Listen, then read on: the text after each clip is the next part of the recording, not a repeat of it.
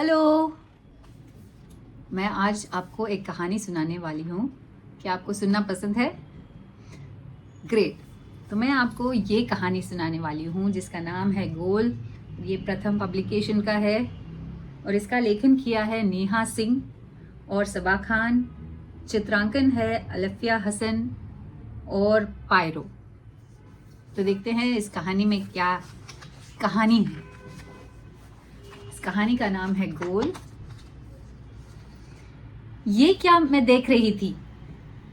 घर के सामने वाले मैदान में कुछ लड़कियां फुटबॉल खेल रही थी।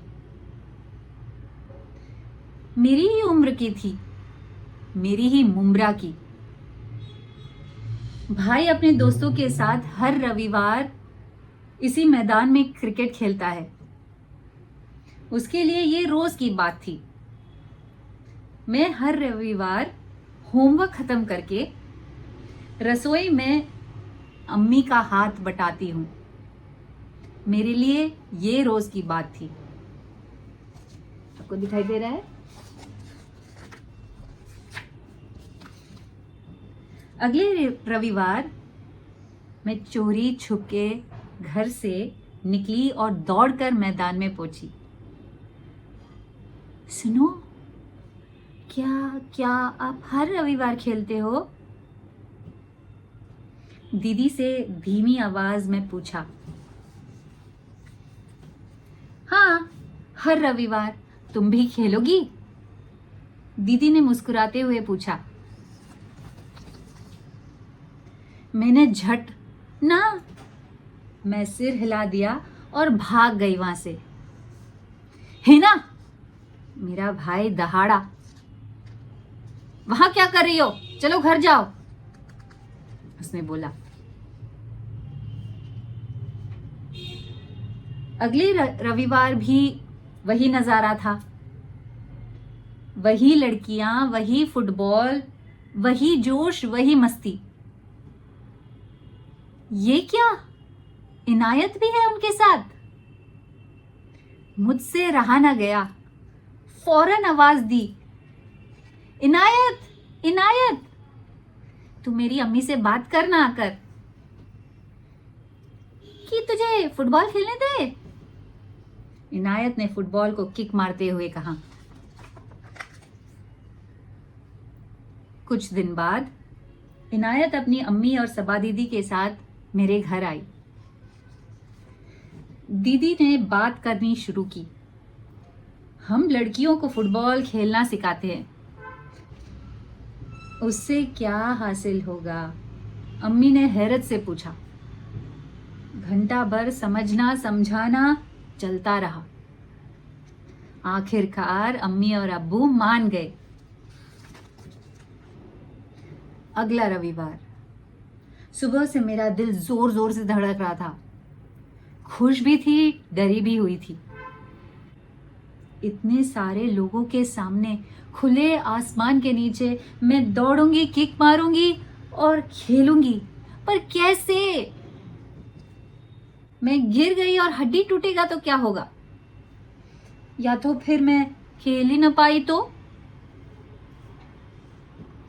अम्मी के साथ मैं मैदान पहुंच गई। मैदान के दूसरे हिस्से में मेरे भाई और उसके दोस्त क्रिकेट खेल रहे थे। तभी कोच ने मुझे समझाया, हिना, सिर्फ बॉल पर ध्यान दो। जब बॉल सामने आए तो किसी और को पास कर देना, या तो फिर गोल नजर आए तो जोर से उस पे किक देना, ठीक है? मैं बिल्कुल चुप थी। बाकी लड़कियां जोश में खेल रही थी। वो चिल्ला रही थी, इधर इधर, बॉल बॉल, आयशा इधर बॉल दो मुझे,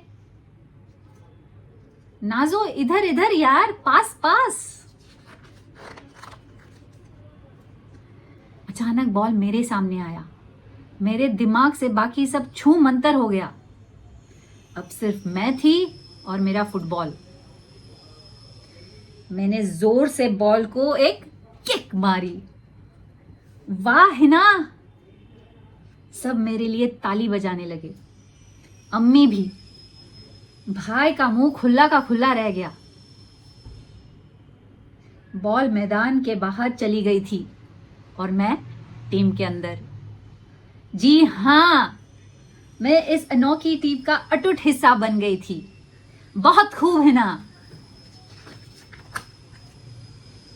फिजा बदलने लगी है। जो पहले कहते थे लड़कियां फुटबॉल क्या खेलेंगी, अब वही बच्चे, बूढ़े, आदमी, औरतें हमारी मैच देखने आती है, सीटी और तालियां बजाती है। अब लगता है कि घर, परिवार, रसोई के बाहर भी सपना देख सकते हैं हम। अब हमारी बुलंद आवाजों की तरह ऊंचे आसमान में लहराता है हमारे सपनों का परछम।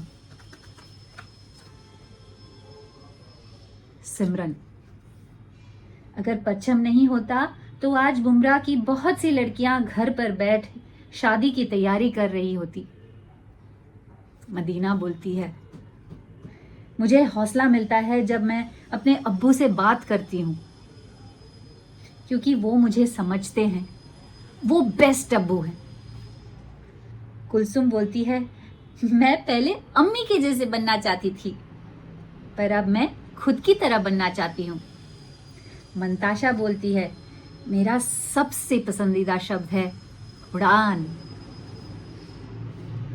जुवेरिया बोलती है, मैं लड़कियों से कहना चाहती हूँ कि परेशानियां तो आती रहेंगी, पर तुम्हें तय करना है कि तुम्हें क्या करना है, क्या बनना है।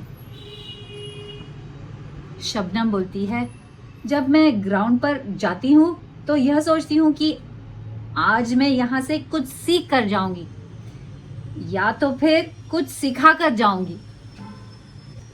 फातिमा बोलती है, अगर मुझे इस देश का प्रधानमंत्री बना दिया गया एक दिन के लिए तो मैं इस देश से नफरत खत्म करना चाहूंगी। वाह। सोनाली बोलती है, मेरे लिए परचम का मतलब है खुशियां और आजादी।